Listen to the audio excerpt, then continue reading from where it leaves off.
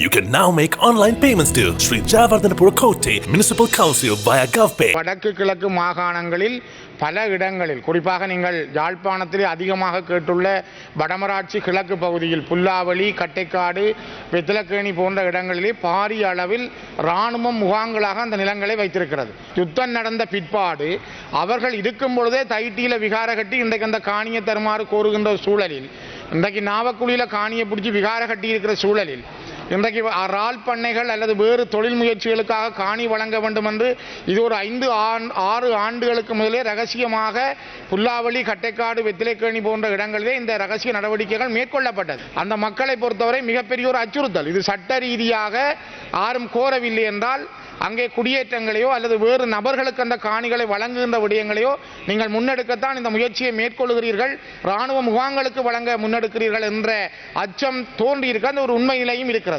இப்போ 2-3 ஆண்டுகளுக்கு முதல் கிளிநொச்சி, யாழ்ப்பாணம், வவுனியா, மன்னார் போன்ற இடங்களில் அந்த மக்களிடமிருந்த தற்காலிக ஆவணங்களை கூட அந்தந்த செயலகங்களூடாக உரிமை என்று உங்களுக்கு உறுதி வழங்கப் போகிறோம் என்று காணிகின்ற அந்த ஆவணங்களை பெற்றிருந்தார்கள். சுவர்ணபூமி உறுதியாக வழங்கப்பட்டிருந்த தற்காலிக உறுதியை மீள பெற்றிருந்தார்கள். இப்பொழுது அந்த உரிமை என்கிற உறுதியும் வழங்கப்படவில்லை. அவர்களிடமிருந்த அந்த சின்ன சின்ன ஆவணங்கள் கூட அவருடைய கைகளிலே இல்லை.